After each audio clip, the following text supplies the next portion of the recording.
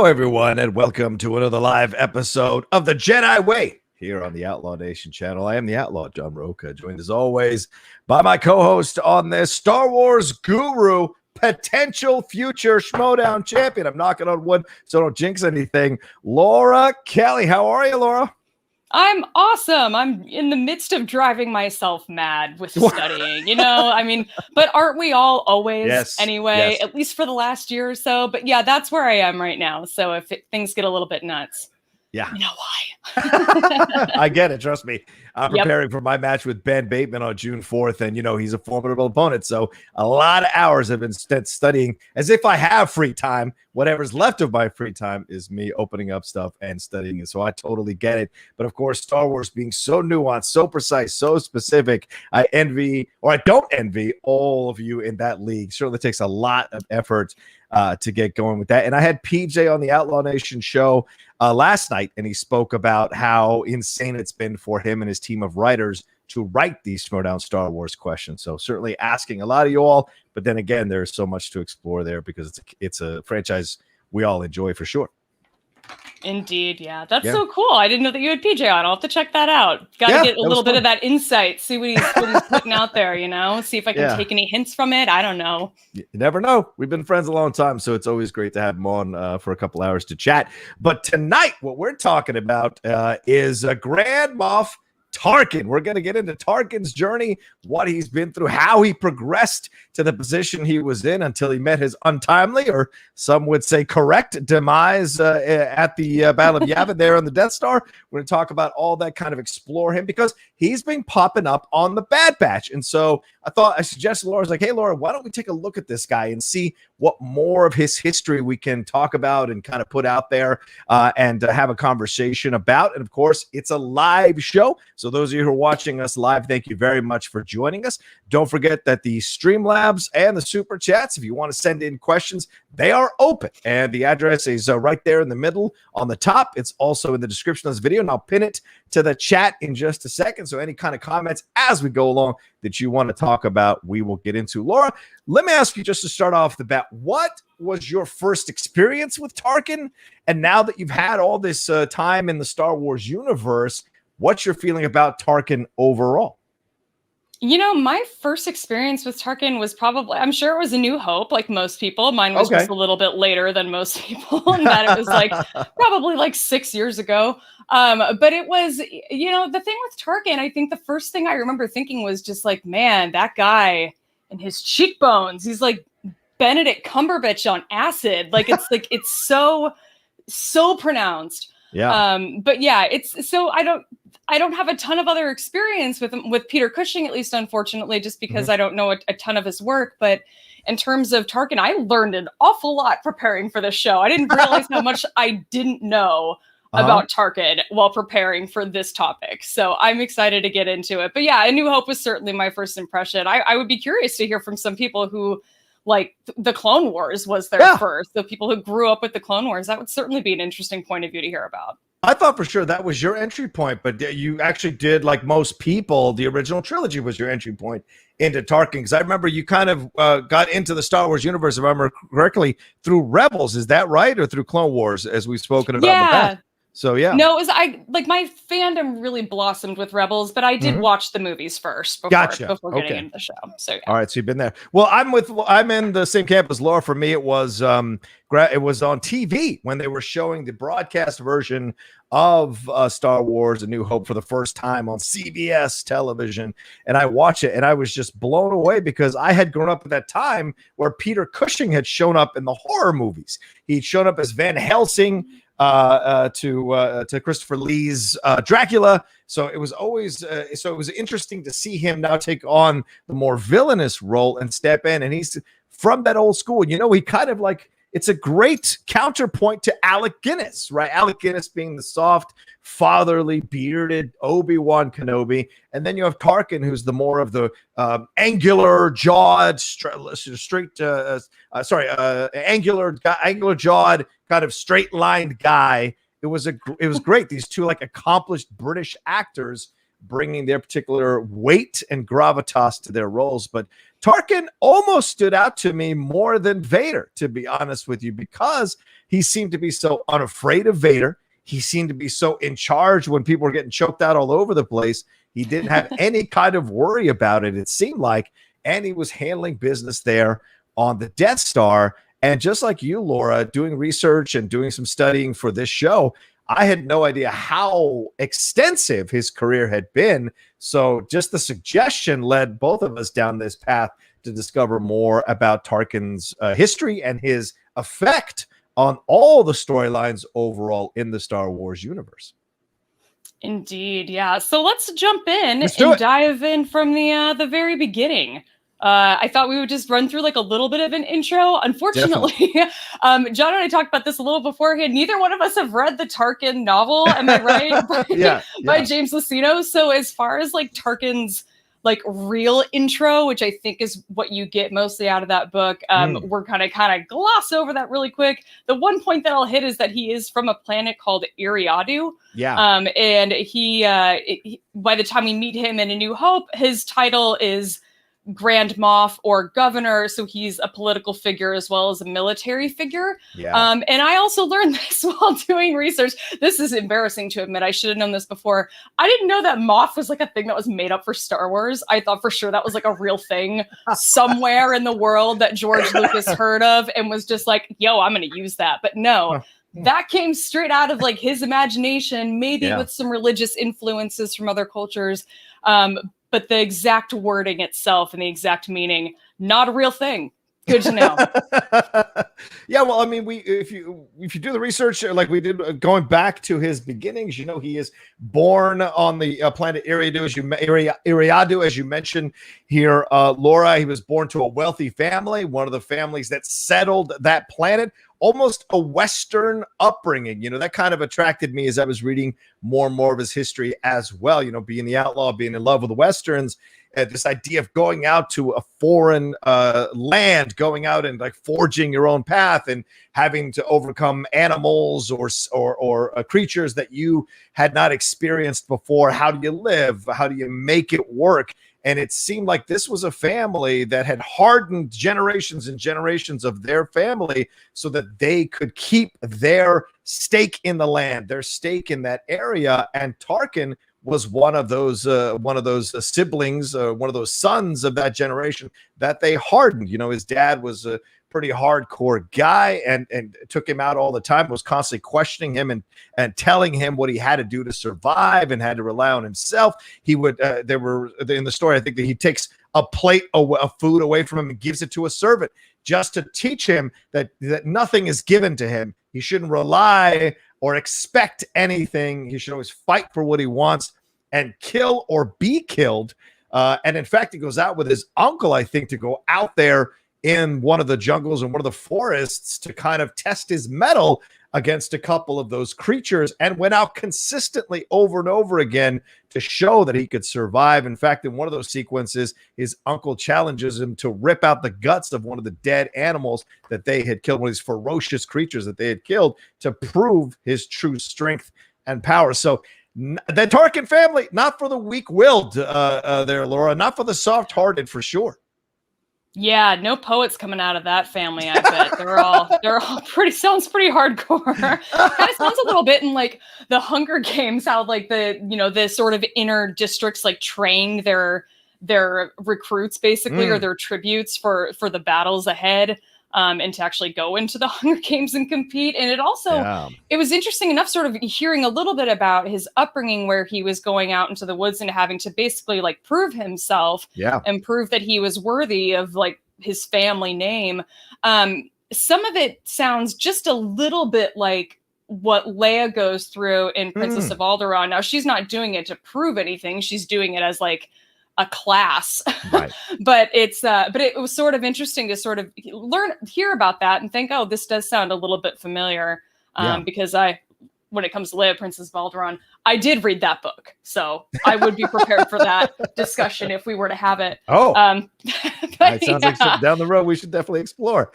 Sure. Yeah, but yeah, as he goes along too, Laura, you see, you read about how he experienced, how young he was going into the military and being in charge of his own squad in the military, and how he kind of acquitted himself and he kind of sensed that he was raised by in essence a military family, even though they weren't in the military. The principles, the ethics, the morals, the life code that they taught him gravitate or was seamless in the transition for him into being in the military, because they are very regimented. Having been in the military for 8 years myself, it's very regimented. You don't like these people who are going off and doing improv things.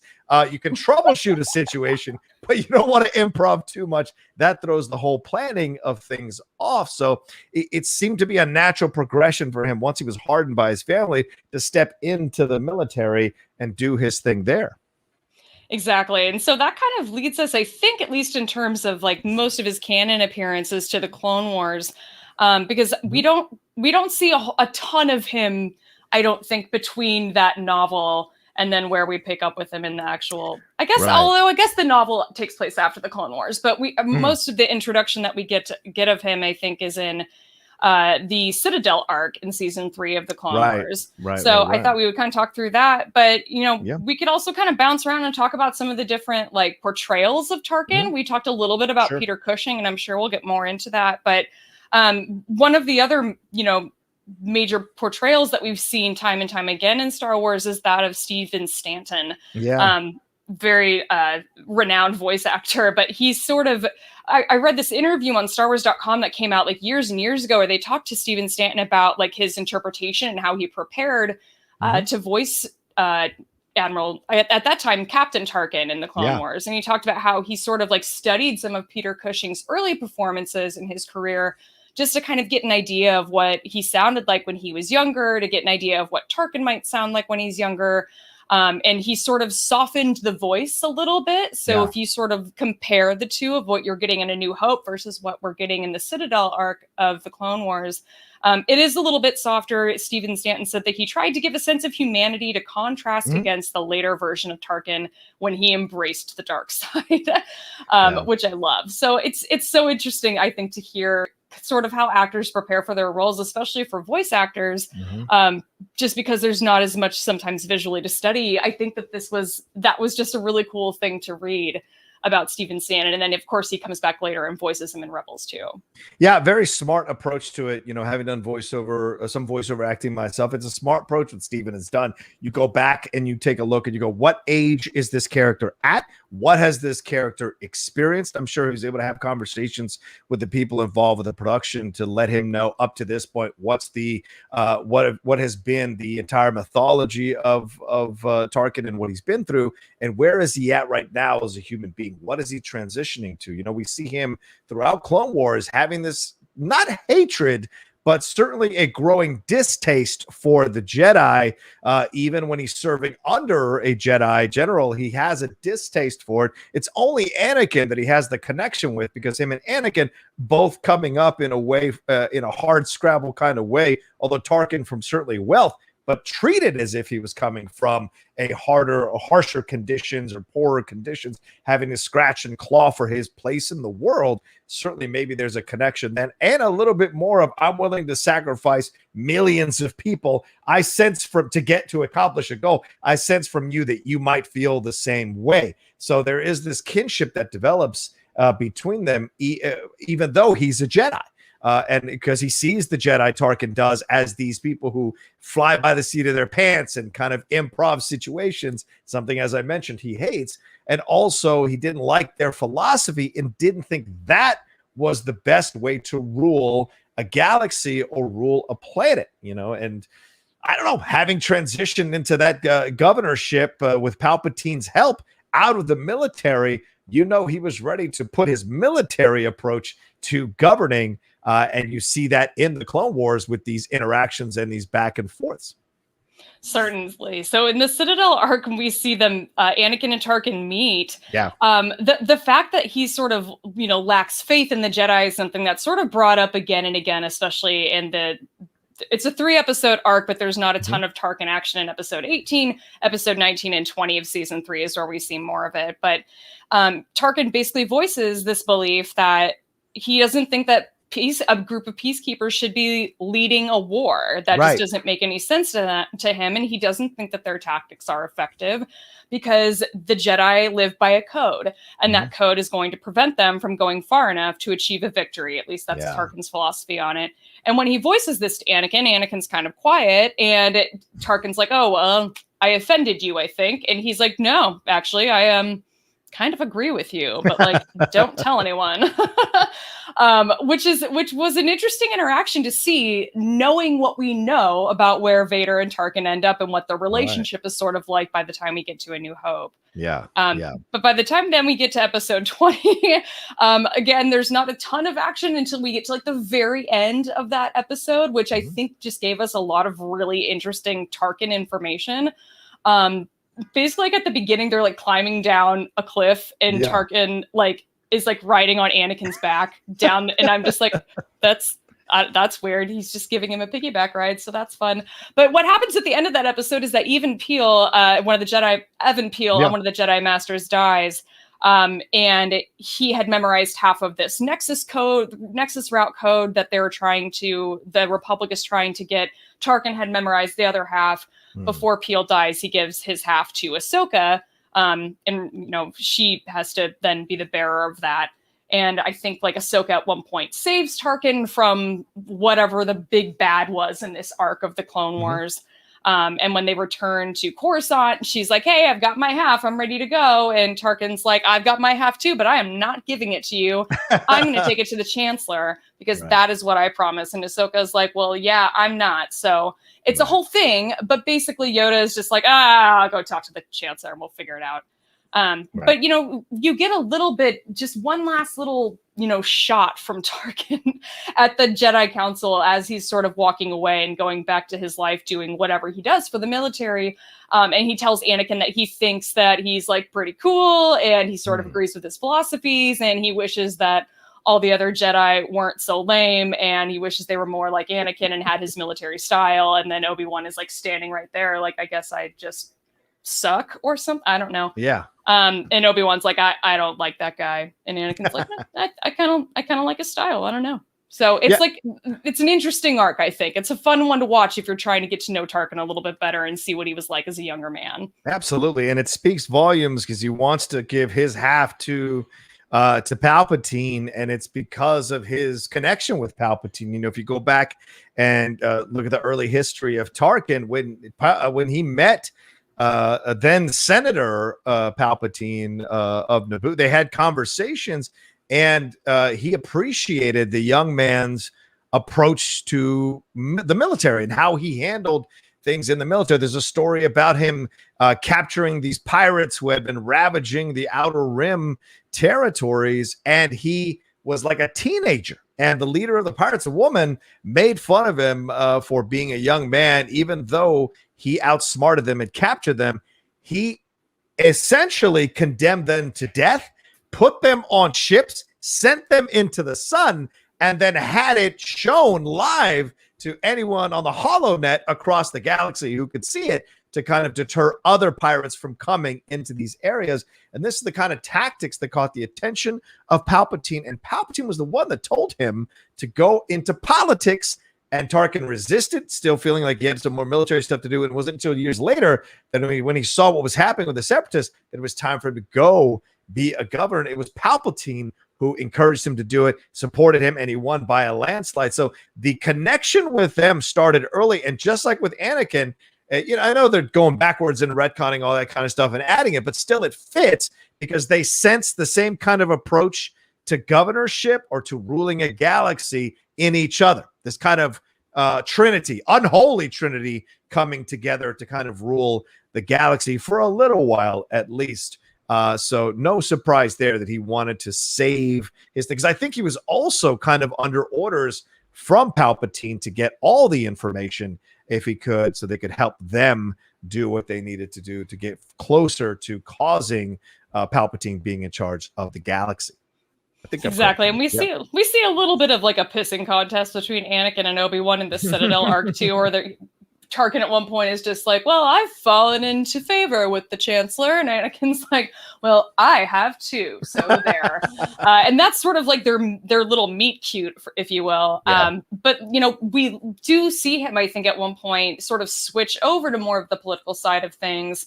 In Ahsoka's trial, which happens towards the end of season 5. Yeah. Tarkin appears in the last 3 episodes of that season, and he is basically the one that's like presiding over Ahsoka's trial after she is accused of blowing up the Jedi Temple, and then subsequently leaves the Jedi Order. But it's it was an interesting transition to see him go through. He pops up every now and again throughout the other episodes of the Clone Wars too. But those are the 2 main arcs that he appears in over the course of the show. But isn't that crazy, Laura? Ahsoka had saved him from being thrown into a vat of lava or molten lava or whatever. And yet later on, he's more than willing to preside over this trial with the possibility that she had committed treason or, all of this. And of course, Barriss Offee, who comes out to admit, just as the judgment is about to be handed down, to admit that she was the one that bombed the temple. So you look at the situation, you go like, this guy doesn't care what you've done for him to help him in any kind of moment. He's still going to adhere to his rules, irregardless of who you are, unless you're Palpatine, irregardless of who you are, he is going to follow the letter of the law and could care less if you've just saved his life a few episodes ago. So it's so interesting to dive into the psychology of this man. You talk about a meet cute and these 2 guys battling for favor. Clearly, these are 2 men who had issues with father figures, right? Because Anakin didn't have a dad. And Tarkin's dad was an a-hole, it seems like a pretty rigid, strict a-hole who probably never said, I love you to him. But they come to but Palpatine has that kind of like, oh, come and be my friend. There's a little bit of a softer touch with Palpatine. So they have kind of a father figure approach to him. So naturally, 2 sons battling for the affection of their father in a way, figuratively, is there when you watch those scenes in that show, in that episode.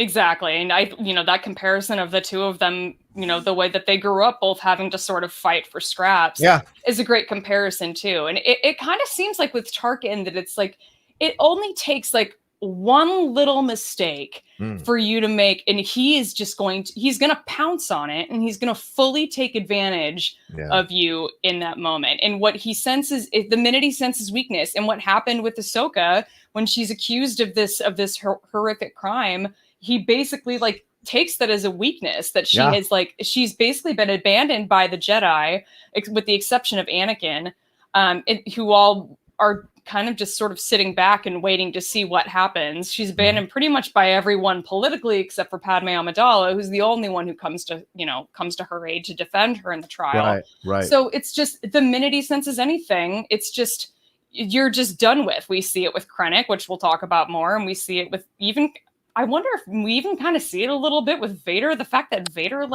just kind of bends to Tarkin and lets him, hold him around on a leash on the Death Star is just kind of crazy to me. So something must have gone down there. Well, clearly Anakin knows who Tarkin is and sees Tarkin as a formidable guy, remembering their experiences in these episodes. You talked about numerous other experiences in the canon. So clearly, for him, there's a little more of a respect factor going on there with Tarkin than with anybody else. So yeah, that history is there.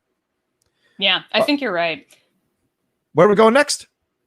We do have just one quickie little appearance in Revenge of the Sith by Tarkin.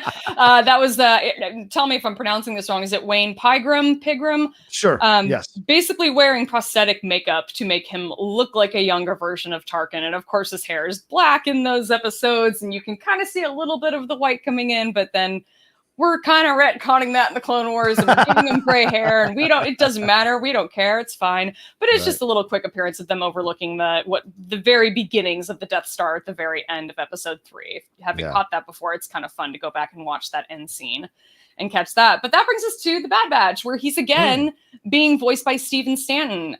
In the Citadel arc, we see Echo's death, if you will. Yeah. Not to spoil too much, but basically we get, season 7 of the Clone Wars. We find out that Echo is alive. He goes off with the Bad Batch, and that brings us to season 1 of the Bad Batch, where we bring back in Tarkin, who believes that clones are too expensive to sustain in the process of building an empire. Yeah. Yeah. And you see that and you see him coming in and commanding the situation, talking about the financial implications and what have you. So wanting to personally take a look at the clone program and analyze it himself and see what he can do with it. Always a master tactician. Even though he's a political guy now, he's always thinking in a military approach to things. And as a young empire, you need someone like that who is going to explore every nook and cranny to see what the best usage of whatever their resources are, or whatever possible weapons or tools they may have acquired by getting into a position of power now. What do you do with it? What's the best way to use it? So to see him exploring all of that is fun to see. And for the show, it adds that extra level of dread, because you imagine we're not going to get much Palpatine other than that hologram we got in the first episode, I think.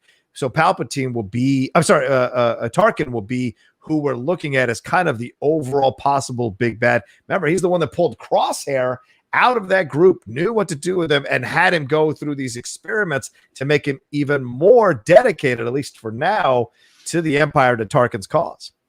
Exactly. And then we've also got we've got Rampart is sort of our new Krennic, I think, in this show.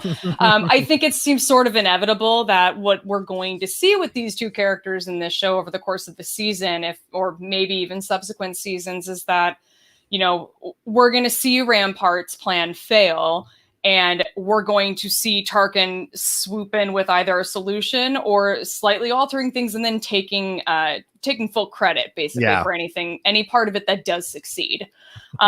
So it's going to be interesting to watch it play out and see how they sort of change it up so that it's not exactly the same thing that happened with Krennic. Right. But I have a feeling that poor Rampart is in for a rough couple of years, I think, with Tarkin, if he can stay alive long. Yeah, look, what's the key in any Star Wars situation? If you're going up against Tarkin, you're undoubtedly going to lose. We've seen that a number of times. And especially if we've never heard you before, and we've never heard, or I think it was one appearance of Vice Admiral Rampart in the past, but there's not much history or story with this guy. So that makes me believe that we're not going to see much more as the show goes along. We're not going to get too much more with him before Tarkin takes over this situation with the clones, for sure. But it's great to have that menace of him, that specter of Tarkin around it. I don't know about you, Laura, but whenever I see Tarkin show up in anything Star Wars related, I go, okay, shit just got real. Like everyone else is like, oh, you can kind of mess with them, outsmart them. But Tarkin is that kind of guy who's so laid back, so relaxed in his approach, yet so clear about how he is going to come out of this on top in any situation that he's in. And he's unafraid to have these conversations and poke the bear, as we saw in those earlier episodes of Clone Wars that you were mentioning. He has no problem, even though, they might be saving his life. He's got no problem still questioning how the Jedi do things. So he'll have no problem questioning Rampart down the road, just like he did with Krennic, and then taking that thing away from them and taking the credit for himself so he can please Daddy Palpatine. Daddy Palpatine. Daddy Palpatine. Yeah. I mean, he's so snake-like. He's just so gross, Yeah. Like he'll just like sneak right in there and just, take you down quietly and just take credit for all of the, group project that he contributed nothing to. Yeah. He's definitely one of those. But it's definitely interesting to watch his rise through some of those early years. But we do get to see him sort of pop up every now and then between the Bad Batch and when we see him again in, I think Rebels would be like the next canon thing that we see on screen besides, Rebels would be in the actual canon order. But I was just, somebody I think mentioned the Thrawn books in the chat, or the Thrawn comics, but he does show up, I think, in the first Thrawn book that came out in like 2017. That was sort of it was a compliment to Star Wars Rebels, I think, one of the seasons. Is this it? There it is. No, that's the second one. Okay. Yeah, that's the second one. So the first one is where we get a lot of, and now I don't remember her name, but because I didn't prepare for this part. But the horrific lady with the short like black hair and the short little haircut, and she's like the mayor of Lothal or something. And she's just awful. She's an awful, awful character. And somehow you get her and Tarkin in the same book, and she somehow comes off still as like the more awful, more ruthless character, which is Governor Price. Thank you, Ronan. That's it. Governor Price. Okay. She's horrific, and she's also the one that ends up going to Tarkin later and asking him for the 7th Fleet. She's like, I've got this huge vermin problem in the form of rebels on Lothal. I need some help. The only prescription you can give me for this fever is Grand Admiral Thrawn. And so he's the one who actually sends the 7th Fleet and Thrawn to help out Price on Lothal in Star Wars Rebels, which is a good time.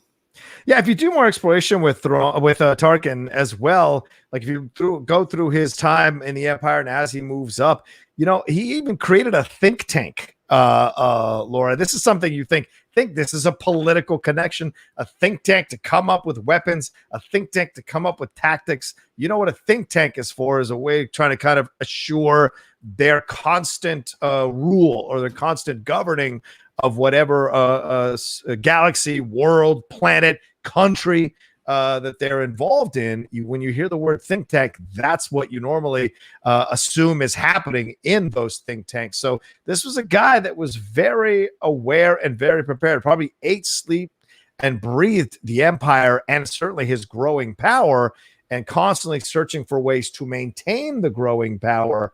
Because as his father taught him when he was a kid, nothing is guaranteed. It's kill or be killed. So his way of operating never changes in that direction until he's, you know, reaches the Grand Moff Tarkin. I think the first Imperial Grand Moff, I think he is. So that's kind of, you see the groundwork and the foundation from childhood into manhood and beyond of why he does the things he does and how smart and cunning he is. Like you said, like a snake. Yeah. Exactly. So yeah, the Tarkin, the think tank, I think, was the Tarkin Initiative. Yeah.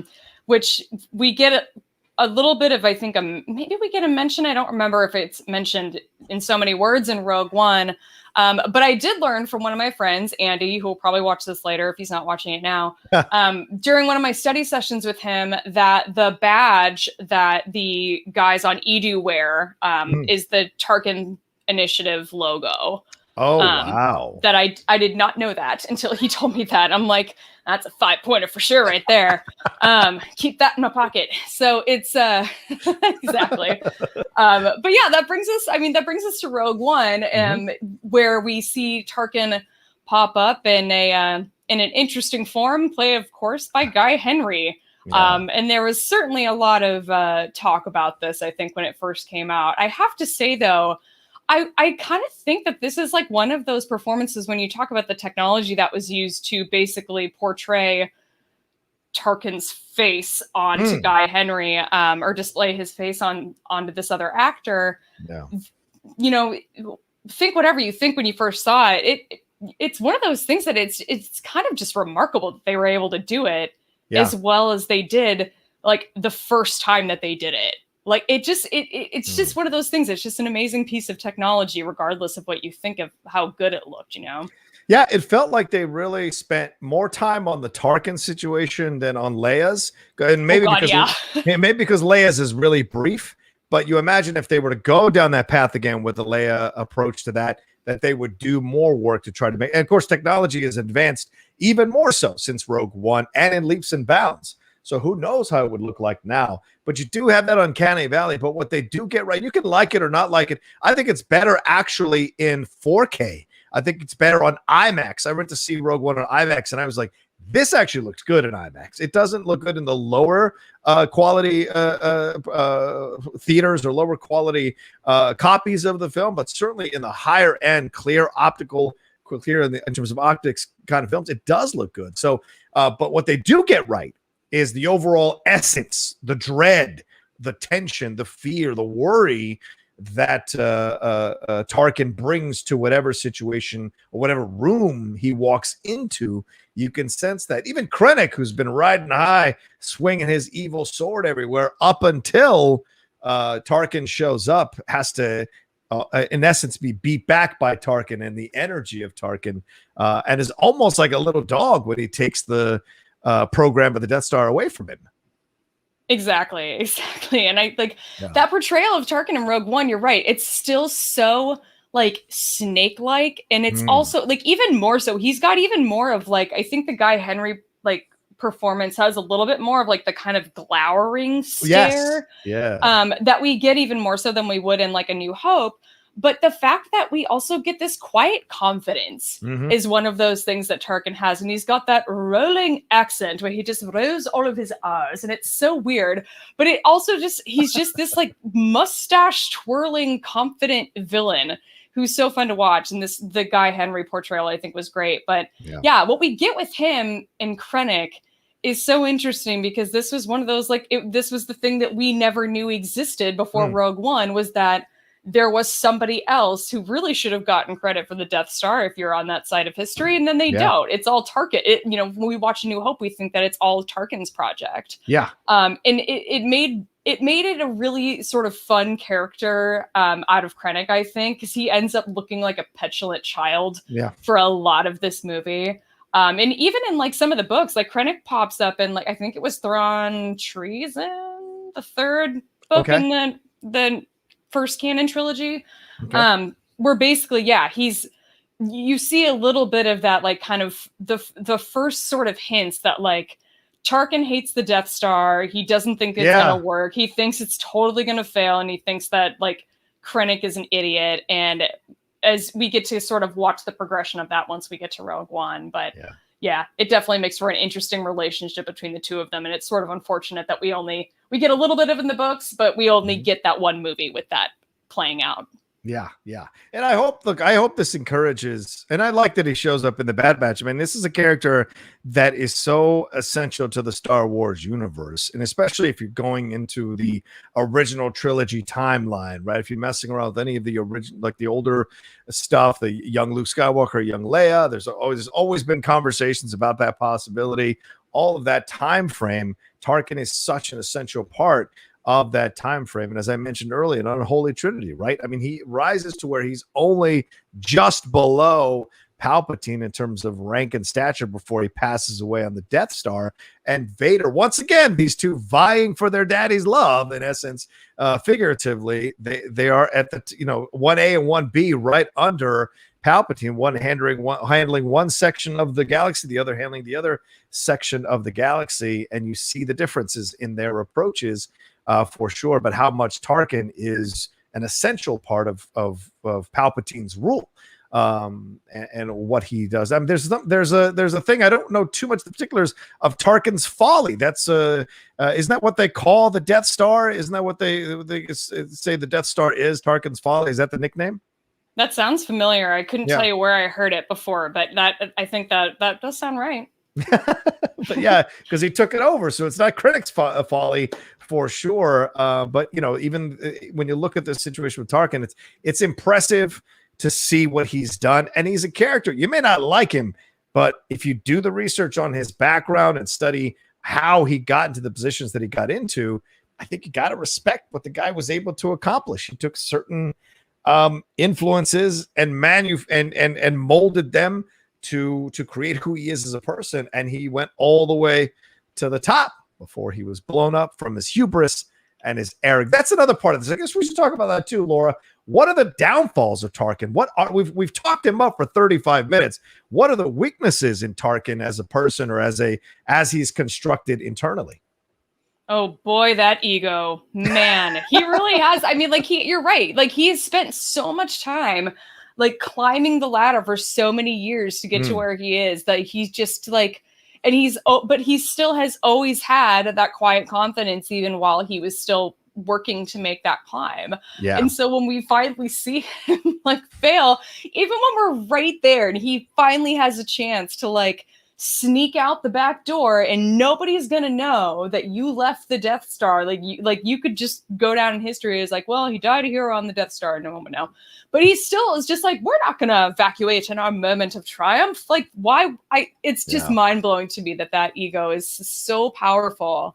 He won't even take into consideration that there could be any possible weakness. that could take down a machine that big.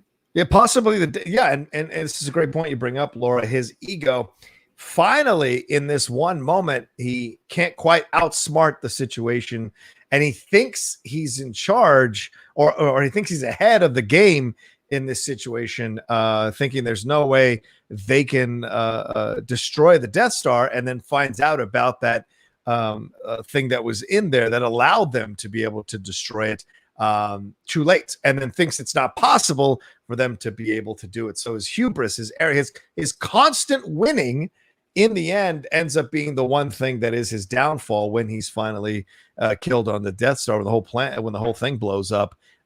It is, you're right, his arrogance and his hubris, and for once not trying to outsmart the rebels who are coming at him. He dismisses them, not remembering that they come from a bit of a hard scrabble. They're fighting for their place. They're struggling to get their place in the universe, just like he was, and maybe forgets that hunger because he's an older man. He's established. He's soft. He's comfortable. Maybe he doesn't know or doesn't remember what it was like to be hungry and the desperate lengths that people will go to win. I don't know. Which is an interesting thing to bring up, because I think that is sort of one of the things that separates him from Vader, at least in this time period. Because at that time, when Tarkin is on the Death Star and not willing to leave because he's done, he's made it to the top as far as he's concerned and doesn't see any reason to leave. Vader gets out on his tie and is just like, yo, I'm going to blow this pop stand because I don't think this is going to end well. And we even see him having that conversation. Like, we see Vader having that conversation with Krennic in Rogue One, where he's just like, you got to make sure that Galen Erso didn't do anything to screw the pooch on this. Like, just make sure, do me that one favor. That'd be great. Because Tarkin's he's not going to make you go look. He doesn't think there's an issue. I'm pretty sure there could be an issue. Yeah. And then he just, he gets out of there. He's like, I'm going to go fight this battle from my TIE fighter, TIE advanced fighter. Excuse me. I know my trivia. But but it's an interesting thing that separates them, I think, because the fact that Vader's willing to get on a ship and go out and actually face this desperate fight head on, whereas Tarkin is just going to stand above the viewport and just look down his nose on it. It is just, I think it just speaks to that. It speaks to that arrogance, which is just the biggest weakness I think that he has. All that power has gone to his head. And you destroy one planet, you can just destroy them all. I don't know. I guess that's his way of thinking. The worst thing you could ever do is forget what it's like to be hungry. That's the worst thing you can ever do. Mickey said it to Rocky. The worst thing that ever happened to you, the worst thing that ever happened to a fighter happened to you. You got domesticated. That's it. Once you get domesticated, not as hungry as you used to be, and someone who's hungrier than you will take you out, just like you took the person out who you were hungrier than when you were coming up. That's how it works.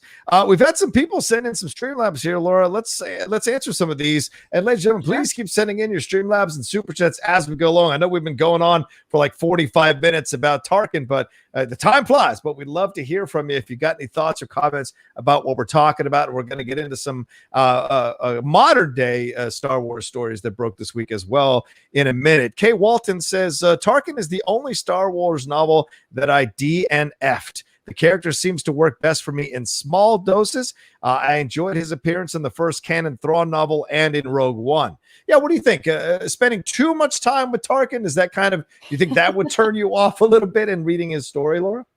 And that's kind of why I think I've never read it. I feel like for the most part, I've heard from people that said that they like it. Yeah. But I've heard from more people who said that they don't. It's a little bit dry. It was one of the first new canon novels, it was one of the very early ones, which I think people were still maybe trying to find the voice or the vibe or something of what they wanted the new canon to sound like, and it just hadn't been found yet. So as far as from what I understand is the book is just a little bit dry. So it's not one that I've really had any desire to go back and actually read. I probably will someday, but I'm not in any hurry. But yeah, that's one that for me, it's kind of like Catalyst. It was just a little bit dry for me in the beginning, and I ended up putting it down and never going back to it, which is unfortunate because I've heard lots of people say it's really good. Yeah. But yeah, that was one that didn't work for me. Have you ever tried to read it? Yeah, Christian gave it to me one time. I got a few chapters in and then got distracted, and I've never circled back to it. But I should at this point. Doing the research today for the show with you, I'm excited. I'd be excited to read it now. I'd be excited to sit down and kind of pour through it and see how much of it I enjoy. Because I think I'd actually enjoy here. Because I mean, to a certain degree, I feel a little bit of connection with his upbringing. A little bit, and so I'd like to see how much of that would be interesting to get to know a character. Because I tell you, Laura, and this is a part of how I approach Star Wars. I always like the psychology of a character. I always like to explore the psychology, how this person or is constructed, and why they do the things that they do. And I imagine Tarkin, the novel, goes into that more and more, and we get to see him. And we're also going to talk about a certain aspect of him that may or may not be true here in just a second, and is connected to another piece of literature about Tarkin as well. Alan Smithy says, Willoff, what kind of a stupid name is that? Great to see you two talking Tarkin. He's the most Imperial character in the OG trilogy, and that's Imperial with an I. Vader and the Emperor are more like horror movie villains, but Tarkin represents the Empire and its cold bureaucracy. Oh, that's a great point, Smithy. Yeah, what do you think about that there, Laura? I think that totally makes sense, and that is a great comparison. The cold bureaucracy, even of like the Republic a little bit. I mean, we see a little bit of that in some of the earlier, like in the Clone Wars episodes, but especially when you think about the Empire, and especially when you think about the fact that we don't see the Emperor at all in A New Hope, and we only see him for count 'em, one scene in Empire Strikes Back. Like we're just not getting a lot of face time with him, which means the galaxy as a whole probably wasn't getting a lot of face time with him either. We're having all of his underlings running the show, and the top of the underlings is probably Tarkin. That sort of cold. There's an order to everything. Everything must be regimented, and I'm going to watch it all play out in front of me, and I'm just going to stand above it with my nose up. Very much, I think, rings true to the cold bureaucracy of Tarkin for sure. And you need that to succeed in any kind of terrible regime. You can have the head ones acting fools and saying crazy stuff, but you need that one person who knows how to get stuff done within the rules of what's been constructed and what's been approved upon in that galaxy, in that world, in that country. You always need that one person who understands how to make it work and can excuse all the madness of the two people in charge and two people out there making asses of themselves or being, as you said, villains, Smithy. There's one person who needs to understand how to work the Senate, how to work the other Grand Moffs, how to work the governors in all those different places. So, it's important to have someone who understands the bureaucracy of everything. Leaders come and go. The ones who understand the bureaucracy, they last for decades. So just throwing it out there. All right, let's see one more here from Dagan. What's up, Dagan? He says, hi, John and Laura. Have either of you read the Vader comic number 18, Dark Lord of the Sith? Gives us a bit of a backstory on Vader's loyalty to Tarkin. At Vader's own request, Tarkin earns his respect by hunting him down to the death if necessary. It's awesome. Have you read that one, Laura? No, probably not, because I've only read one run of Vader comics, and I think it was maybe one of the early ones. It's the one that ends, I think, with Luke is the last scene, last panel. And I really liked it, and I really would like to go back and read more Vader comics, and it's just been a timing thing. When there are so many Schmoedown matches happening this year, I have no time for any reading, let alone reading comics. So unfortunately not. How about you? Yeah, no, I think I remember covering it for one of the Jedi Council or Jedi Alliance shows. If I remember correctly, we talked about it for sure. Yeah, that was the thing where you saw how they both kind of share this approach to achieving a goal. And, if you go back and look at the history of Tarkin and the history of Anakin, they're both willing to kill millions in order to achieve their goals. How many people, how many Imperials did Tarkin kill on Scarif, and just trying to wipe out those rebels. Like, it's just, you look at the situation here, and they're willing to kill so many just to kind of send a message. So the fact that these two kind of have a begrudging respect for each other because they're both as bloodthirsty as each other, there's no surprise there when you look at that comic for sure. So yeah, it's something that I enjoyed reading, and those Darth Vader comics were my favorite of all the new comics that came out. That Darth Vader run was certainly my favorite for a number of reasons, even if it walked the line to kind of like crossing the lines on some canon stuff that we had come to accept for a while. Let's see. I think that's all the Streamlabs right now. All right, Laura, what's some final stuff on Tarkin? Do we talk about that story? Should we talk about that story? I think we got to talk about this story. I want to talk about us from a certain point of view for A New Hope. Obviously this anthology of stories from minor characters all across the movie that we encounter, and this one in particular is about a mouse droid. And it's called Of MSC6 and Men. MSC6 is naturally the mouse droid. I'm pretty sure that Chewbacca scares the shit out of during the that elevator scene while they're on the Death Star. But basically, the story of this mouse droid is that his sort of master on the Death Star is TK-421, who we know as one of the guards that's standing guard outside of the Falcon in the film, and he gets paged, and he's got the bad communicator, and it's actually Luke that ends up wearing his armor in the film from what we see of him. But before Luke ever put on the armor, it was worn by whatever Imperial trooper ended up on the Death Star at this time, who is sort of the kind of little owner manager of this MSE6 mouse droid. The story is written by Glenn Weldon, who is a writer for NPR. I used to listen to him on Pop Culture Happy Hour a lot back when I listened to that show. It's just one of those that I sort of fell off of, but I still always enjoy his writing. He also wrote a book about, he's really into Batman. Batman is like his number one. And I think he wrote a book, Caped Crusader, something like that, about Batman. But this story in particular is really, really interesting because what they reveal in this story in not so many words, because I don't think Tarkin is actually identified by name at any point. It's an older Imperial officer. That's how it's identified. Yeah. Yes. And if you listen to the audiobook, which I actually don't recommend, it's not great to listen to the story in audio form at all. Because it's a mouse droid, you're getting a lot of robotic voices overlapping, and I just don't recommend it. Read the story. But even in the audiobook, it sounds like Tarkin. Like the person who was reading it was purposely trying to sound like Tarkin. Right. But what's revealed in this story is that Tarkin is gay. And he basically had this very brief affair, it sounds like, with the trooper that was in the TK-421 armor. So it was a really interesting read. And I didn't even know that this story existed because I kind of bounced around from story to story when I was reading A New Hope. And I learned that this existed on TikTok. I learned from TikTok that Tarkin was gay. And I just think that that's so interesting because one of the things that this anthology did was it just brought more representation into Star Wars in a movie that doesn't have a ton of representation. It added a lot of that in with these anthology stories in a really great way, and did it in a really fun way, I think, in some situations too. But this is one in particular that I thought was really interesting. Yeah, it's a very interesting story for sure, Laura, as you bring up here. The mouse droid is constantly getting his memories wiped. So what does that mean? Like, what does this mouse droid have access to, is privy to?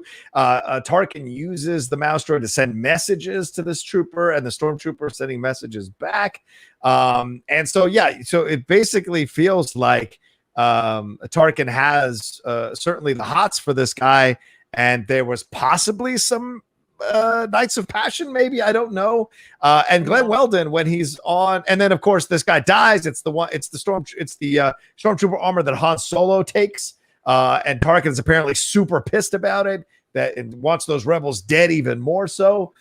So it maybe adds to more of his anger. Maybe that's what makes him careless. Who knows? Maybe it's not just the hubris, a little bit of careless of having someone he might have had feelings for rather quickly kind of taken away by these dirty rebels.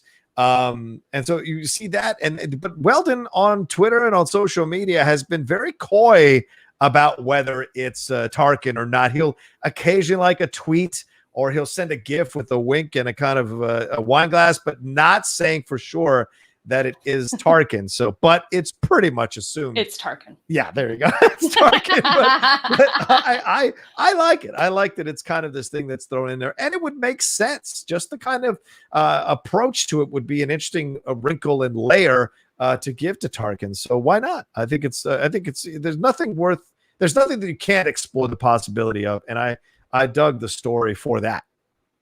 Yeah, exactly. I mean, there's conversations where this TK421 is talking with the mouse droid and telling him about how, he and not Tarkin have plans to go to his mansion, which is, go live in his mansion, which is right outside the Imperial Palace ruins. And there's he talks about the kind of lighting there is and how they're just going to get away and have this wonderful life. And then, you're right. He's so mad. He's so angry when he finds out that not only did the rebels kill this trooper and steal his armor, they stuffed his body in a closet. Right. And he gets really, I think he said something I don't remember what exactly the phrase is, something like they stuffed your beautiful body in a closet or something. He calls him beautiful. We get a little bit of exposition from Tarkin in this. Tarkin talks to the mouse droid a little bit, but that's where there's a lot of the mouse droid's memory gets wiped pretty often, just because I think that this mouse droid paid witness to a lot of things he probably wasn't supposed to see, and so they just erased his memory. Right. And then the mouse droid's trying to recover the memories, and it's a whole thing. But it's just a fun story. You're right, it adds a totally interesting layer to Tarkin that I certainly didn't see coming. But I really enjoyed it. I thought it was great. So it's definitely worth picking up a read. And again, I highly recommend the read versus audio. So I'll just there you go. Absolutely. All right, let me see if we got any more Streamlabs. Okay, no more Streamlabs yet, but please keep sending them in. We got about 30 minutes left in the show. Please remember to hit a like on this as well. Really appreciate all of you watching us live. Got about 45 of you watching us live. Please hit that like button. That would be great. And if you want to leave a comment later, for those of you who watch it later and don't watch it live, we'd appreciate that too. That thumbs up button and leave a comment. All of that raises the visibility of the show, and us taking a few weeks off might have affected people remembering that we're still doing the show here on the Outlaw Nation, and we are. So please let people know, share it on your social media and what have you. All right, anything more on Tarkin, or shall we move on to the more topical news that have broke this week here in Star Wars, Laura? Sure, let's move on to some of the more topical things. There's definitely a couple of news stories to talk about, which is great. Sure. Where do you want to start? Let's start with this JJ story here. Shock of shocks, admitting that a plan might have been important starting out with this most recent trilogy. What did he have to say, Laura? Let us know here. Color me surprised. Yes. It was the 10th anniversary of the film Super 8 that JJ directed, and it was Adam Chitwood from Collider sat down and spoke with him a little bit and brought up Star Wars because, I mean, you just have to, right? It's a requirement at this point. Fortunately, they put the video out there so that all of us could see what all of this was about. And it was interesting because it would be an interesting answer that we got from JJ if he had actually mentioned Star Wars by name, but he keeps it very vague. I'm sure the poor man is still under an NDA and can't talk about certain things. Oh, true. Which totally makes sense. But he basically kind of talked about how, if you can go into things with a plan, but you also sort of have to be willing to you have to be ready to interpret the fact, or ready to, I guess, react to the fact that an actor might not like the story that you've planned out, that a creative collaborator may not like the story that you've planned out, that a character that you really like may only appear in one episode of something. But it was for me personally, it was a lot of talking without saying anything, which is the most annoying thing to me in the world. But that's what we got a lot, I think, out of this answer. But you can sort of read between the lines, I think, and get a lot of this out of this article and a lot out of this video. The video is 3 minutes long if you sit and watch it on the Collider website, but all of the quotes, I think, the sort of important stuff is actually in the article too. Yeah, he says, and by the way, Chitwood is great. Having worked at Collider, Adam was one of the best dudes there. So I'm happy he got to kind of break this a little bit. So definitely watch the video, and he's got a podcast that's out there as well, and he'll probably go into it, I'm sure.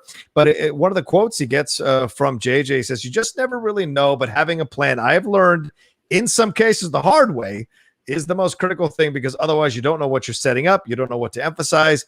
Because if you don't know the inevitable of the story, you're just as good as your last sequence or effect or joke or whatever, but you want to be leading to something inevitable." And so, very clearly, you're right. Just like Glenn Weldon's never officially confirmed it's Tarkin, he's clearly talking about Star Wars in these exchanges, in these back and forths. And you're right. He's probably signed an NDA that pretty much locks his mouth for a few years from talking too succinctly or too honestly about the situation at this point. And I think all of us have kind of accepted that, but I wish we'd start moving on. Don't you, Laura? We know what happened. We can like them or not like the trilogy, the most recent trilogy, but in the end, I think we all just kind of need to move on and start embracing all the cool stuff that's coming down the road from Star Wars, with The Mandalorian, with these TV shows, with Andor coming, with Ahsoka Tano coming. Like, we moved on. The trilogy didn't 100% work. So let's just kind of stop bashing JJ over the head with it and just kind of move on from this situation. Even though I appreciate that Adam did get the quotes from him, I'm just like, at the end of the day, yeah, we knew they didn't have a plan, or if they had a plan, they weren't allowed to really pursue what they wanted to do. The powers that be didn't allow them maybe to pursue some storylines, to do some things with the characters that they wanted to do. And in the end, this is what we got, but you hope everyone learned a lesson from this experience for the next time they do a trilogy of movies. Certainly. And I hope it's the same thing for Rian Johnson too, and hope that, fair. Fans will take this opportunity to sort of move on. They won't, but I wish that they would, and hope that some of them do. But I think the thing that is different this time around, because when we came off of the prequels and there were so many fans who didn't dig the prequels, we had like another period essentially of nothingness, where you had like Legends books, but there's only X amount of people who are reading the Legends books. And then you didn't get Clone Wars, I guess the original Clone Wars, until, well, I guess that was early, but it was, a few years later that we got the Dave Filoni Clone Wars. Yes. And that started to fill in some of the blanks. And I think that started to help people sort of understand what the prequels were all about. It filled in some of the blanks. It made it redeemed some characters in certain ways. But I think what we have now is a gigantic buffet of Star Wars coming at us, and happening all at the same time that we're all still talking about the sequel trilogy. The Rise of Skywalker is one of my favorite movies to make fun of. I enjoy pieces of it. I really do. There are parts of it that I really like. I also think it's a really easy target, and I have a lot of fun making fun of it. But I think that the thing that we're going to start is that we're going to start getting distracted from this eventually. There's going to be so much more content coming our way in the next couple of, even in this next year. I think by the time we're at this point next year, there's going to be so much out there. And there's just so much other stuff to talk about when it comes to Star Wars, that I think that hopefully this will all start to quiet down eventually, and it won't be such a lingering topic. Yeah, we brought it up because obviously it's JJ and he's talking about it, in essence, talking about Star Wars. So it's worth covering. But yeah, like Laura said, and I said earlier, we know what happened. But I think let's all just collectively move on. It didn't 100% work. Let's all just move on and start embracing what might be better out there, and look at all the changes that have happened in Star Wars as well. And as a result, we see Filoni, getting promoted here, although he's had the job apparently for the last year. We see these things happening, and all of it is moving in motion. So if anything, maybe this whole debacle with this trilogy kind of woke a lot of people up to the importance of the brand, to the kind of more intelligent approach, more thorough approach they need to take with the brand, because the reactions are so powerful, so potent. How many people were chased off social media? How many people were, had to constantly answer questions about this? Look at the reactions from John Boyega, from Oscar Isaac, from even Daisy Ridley, who is as kind as she can be, but still made it very clear she's in no rush to come back and do another Star Wars movie. those are those lessons that we need to remember and learn from. And you can defend the trilogy. Absolutely, that's your right to like this trilogy and defend it as much as you feel you need to. But in the end, there's a lot of signs to point that they fumble the ball here. They understand they fumble the ball, and they're going to do better going forward. So it's almost like it had to happen this way so that we can get the goodness that we're getting now, and hopefully we'll get when we go forward in the future with all the Star Wars stuff. Exactly. Yeah. Which sort of brings us to, and I think we could sort of segue to our next topic, which was, I want to talk about Rangers of the Republic, because this is a story that you actually brought to my attention. I missed this in the news somehow. This is what happens when your podcast is only every other week. I only get the news every other week. So here we are on my off week. But yeah, this story about the Mandalorian spinoff, Rangers of the New Republic, apparently is no longer in development at Disney, which is a little bit interesting to hear, I suppose. Maybe not surprising in a way, but still surprising to me in a lot of ways. Yeah. All right, Laura, let's put on our waiter boots and go into this swamp of crap, in essence. So yes, the Rangers of the New Republic not happening, which of course sparked all the Gina Carano explosion responses on social media, all the Gina Carano battles. A lot of people speculating that the reason it's not happening is because Gina Carano was the lead, and they were going to announce it at that investors event that they had. But of course, Gina Carano's tweets in November kind of dissuaded them from having her take center stage and announce the Rangers of the New Republic. And then, of course, in February, they bid her goodbye from The Mandalorian, or didn't renew her contract, whatever side of the story you want to believe. And she's gone off to do other things, and what have you. So they said the Rangers of the Republic not in production. So I'm of two minds of this. Is it that it's canceled and they're not doing it? Or are they going back and retooling it, figuring out how to rewrite it? Or here, there's a third possibility in my mind. Or they're waiting for all the furor over Carano to finally die down, and they're going to recast the character of Cara Dune, and then they'll come back with Rangers of the New Republic, and that'll be the way they introduce the new actress as Cara Dune. And maybe they're already having internal discussions about who they're looking at to try to lock down. That would be a great choice. They would kind of beat back some of the people who would be upset that Carano is not coming back as Cara Dune, which I don't think is ever happening. This is not a James Gunn situation. I really don't believe Disney will turn or change their minds on this one. So I think that's what might be happening. One of the three possibilities in my mind that might be happening. What do you think? Do you think it's done, or do you think they're retooling it or waiting to recast? What's your opinion on this whole situation? So here's where something is not clear to me, and so it's hard for me to sort of voice an opinion on the matter. I do think that any of the possibilities that you laid out could totally happen. Mm-hmm. But one of the things that struck me as really sort of intriguing when the Investor Day happened was that the Ahsoka series, The Mandalorian, and Rangers of the New Republic were all supposed to culminate in some sort of like big event. Yeah, event movie. Yeah, you're right. Yeah, exactly. I think that was the terminology that they used. Right. An event movie. And the fact now that we've taken 1/3 of what was supposed to be this event movie and completely nixed it is not something I think that's realistic. I almost wondered if we could read this as it's not currently in production. Is like Ahsoka currently in production? Like they're working on The Mandalorian, they're working on Boba Fett, and they're working on Obi-Wan, and they're working on Andor. I'm pretty sure that's all that's in develop. That's all like actually like in production right now. Right. So I'm not totally sure how to read that. It could just be like, this series is like 2 years away. So obviously it's not in, I don't know. Is that what you 2 think? years at minimum, 2 years, I think. Right. Yeah. At least, but the fact that I haven't heard anything about Ahsoka either, but nobody's saying that show's canceled. Like Filoni was involved in all of these things, True. Like he's got his fingers in all the pies in this situation. And so it sort of surprises me that he wouldn't want to keep that part of the Trinity, if you will, alive, rather than having to go back to the drawing board, because it kind of sounds like they had a plan and now we're having to go back and retool the plan, which is the lesson we just got from J.J. Abrams, if you will. But that's the thing that's sort of the big question mark for me is is there going to be something that's going to take the place and eventually work its way into this event movie that we're going to get that ties the Mandalorian and Ahsoka and Untitled project together? Yeah. Do you think, is that what do you think they're just kind of like, do you think it was a throwaway line in the article and that people are just running with it, assuming all these kinds of things? Is that what you think?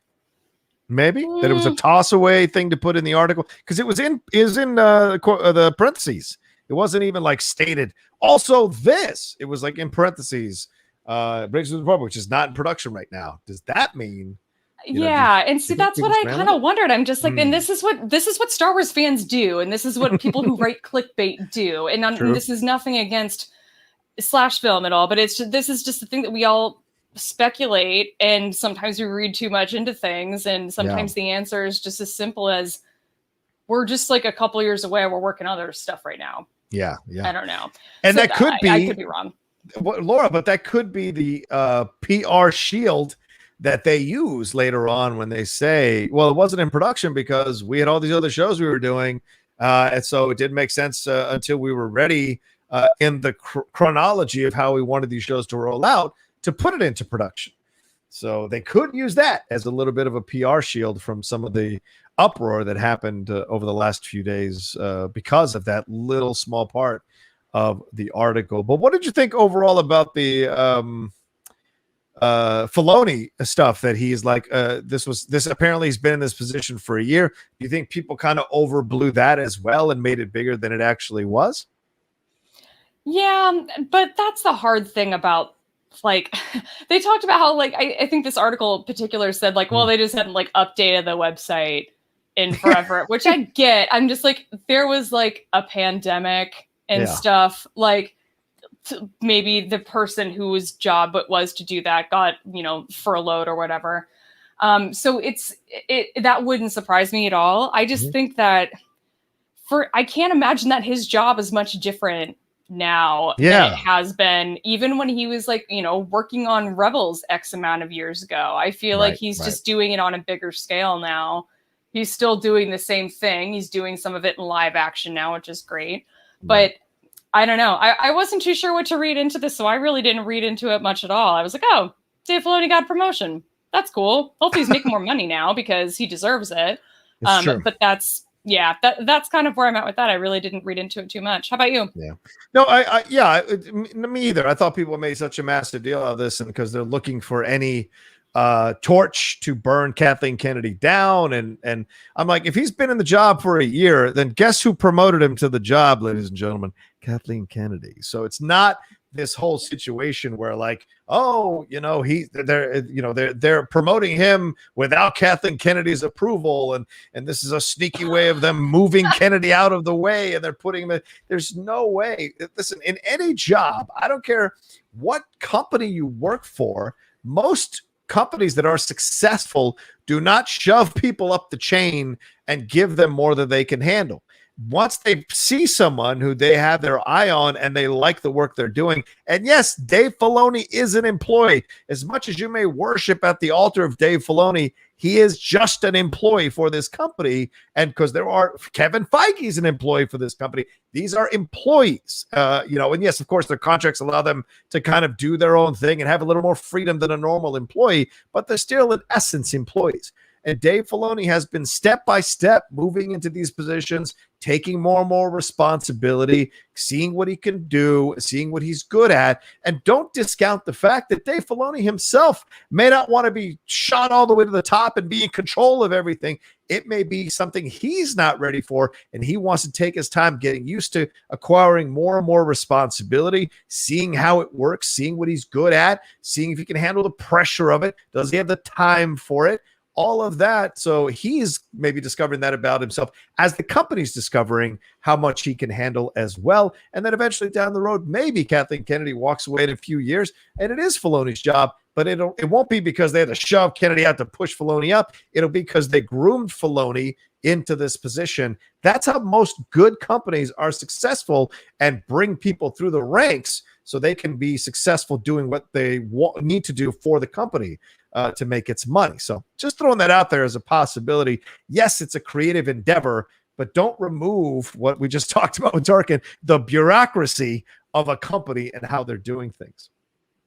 Exactly, especially one as large as Lucasfilm, which is its own company within a very large Disney. Yeah. You know, it's like there's a lot there. I've mostly always like worked for small companies for most of my career. I haven't done a ton of like working for big companies, but I would imagine it's even more bullshit than a small company. Oh, so God. it's yeah. So I'm and more political and more, you know, who knows what. So yeah, but my thing with Filoni is even if they did have the idea of like grooming him to be an executive at the level that Kathleen Kennedy is at, I would hate the idea of Dave Filoni sitting in a boardroom all day and not being creative. Can you imagine like not having Dave Filoni having creative, like as much creative input and like not spending as much time writing and not spending as much time animating and not spending as much time working with actors? Like you're going to pull him away from all of those things that he's so talented at and put him in a boardroom with a bunch of suits.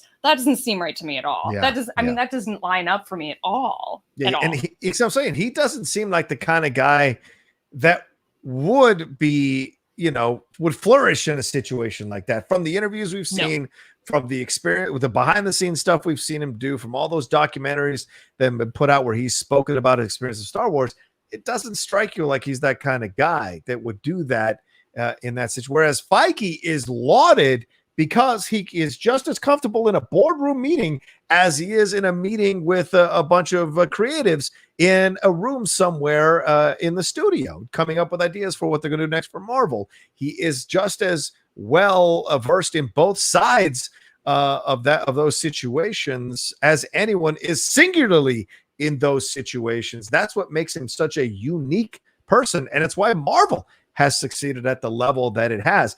And people keep thinking there's the next Feige, Feige is an original. He is the only one I've ever seen do that. And we may never see a Feige for generations to come, ladies and gentlemen. Just kind of throwing that out there as a possibility. He's an exception, not the rule. Exactly. Tushka Productions donated here. We'll wrap up with this. He said, so excited to catch you all live. Laura is looking majestic AF with her hair blowing in the wind. Thank you. It's not for effect. I am just really hot, and it's like really hot and humid here, and I do not have central AC. So thank you. It keeps going. Fan. He says, also, Laura has the best shoulders in the game. Hashtag no sleeves. Hashtag sleeveless in Seattle. Hashtag sleeve it to Beaver. Rocha. He said, that's awesome. He said, Rocha, your shoulders are nice too, I guess. Oh, thank you very much. Hashtag shoulder love. There you go. You could go sleeveless every now and then, Rocha. We might know. You know, I don't think so. No, the guns haven't been around for about 3 years. I'm gonna have to, maybe in a year I can go sleeveless. That's for sure.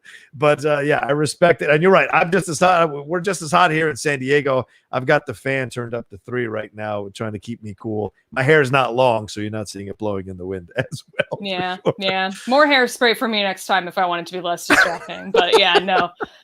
Now I've got you. So. Yeah. You're in now. Any final words about Star Wars? Anything else come out this week? Anything else that are you reading anything? Are you watching anything? Are you like rediscovering anything as you're jumping into Star Wars? We've got about 5 minutes left in the show. Just wanted to ask you that. Oh, no, I appreciate it. I mean, I was also going to bring up the fact that, you know, back when we were planning to address this, like when we were going to shoot this 2 weeks ago, but we were going to talk about Star Wars Celebration and the fact that the dates changed again. For Celebration 22, it was originally scheduled for August 2022, and it's now been moved back to Memorial Day weekend. Yeah. So pretty much like a year from now, we're going to be in Anaheim for Star Wars Celebration. John, do you have tickets? Are you planning to go? I would have. Yes, I'm going to try to go. I didn't get tickets yet. Is it gone already? Did they already put them on sale?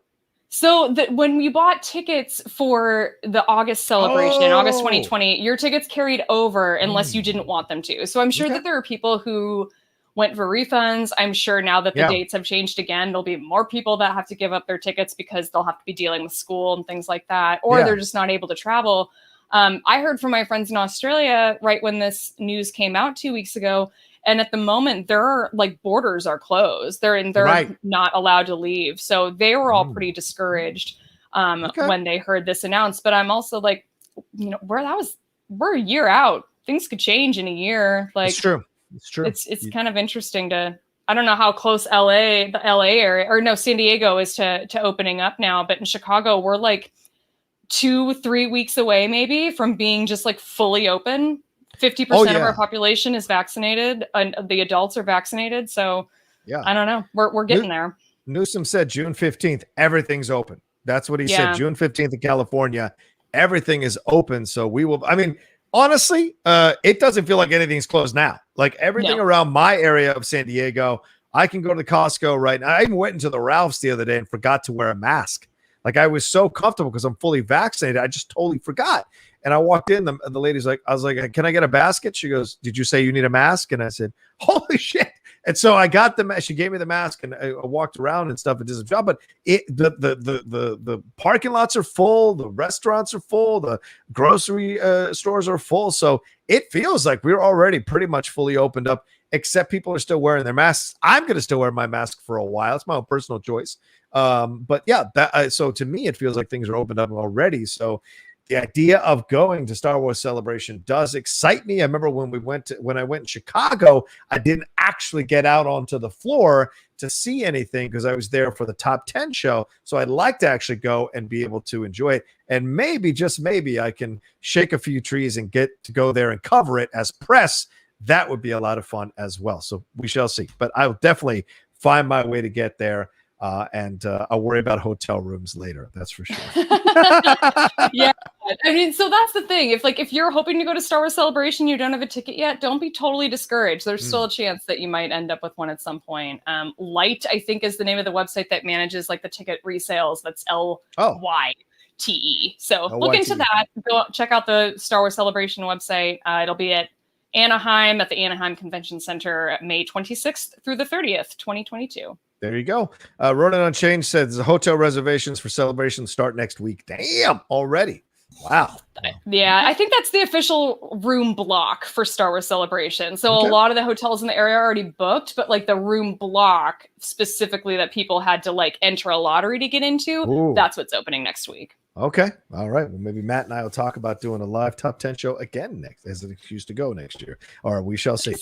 All right. Well, that's the end of this episode of the Jedi Way. Thank you all so much for joining us live. Here's we talked about Tarkin, talked about J.J. Abrams, and talked a little bit more about Rangers of the New Republic and even Star Wars Celebration. Hope you enjoyed the show. Hope we enlightened you in some way to some of the stuff that went on in Tarkin's past and give you maybe a new perspective to appreciate the character. It's always fun to do that here on the show. Laura, thanks so much. Where can people find you and everything you got going on? Sure. Come find me over on Twitter at @shutup_Laura. That's my handle over there. It's the same handle on Instagram. You can also listen to my other show, which is Force Toast, a Star Wars happy hour. That's the audio podcast I do with my friend Alice, where we drink wine and talk about Star Wars. And we do trivia on every episode of our show. Speaking of trivia, find me at Schmodown's Collision event. That's happening July 10th. I will be competing against the current Star Wars champion, Andrew DeMolanta, for the title. So wish me luck. Wow. Demi, you got your hands full, son. You got your hands full. She's coming for that. She's as hungry as you are. We're going to see who's going to win that belt for sure. She gives no Fs this season, and you saw it already. As for me, you can always follow me at The Rocha Says on Twitter and on Instagram. Remember to subscribe down below to the channel. Hit that bell so you know we got new content coming down, and also leave a comment. Leave comments and likes. Those are so important. They elevate the visibility of the show as we're building this Star Wars show. We'd like it to show up as a suggested show to watch when other people are watching their regular Star Wars YouTube channels. We might pop up and they might take a chance on us. So it's through your support that we make that happen. Thank you all so much. All right, take care of yourselves. Be well. Thanks to Sean Barrett, though, for producing the show. And we will talk to you next time for another brand new episode of the Jedi Way. And Laura, what do we have to tell them? Until next time, remember, plan out your trilogies and remember that your focus determines your reality.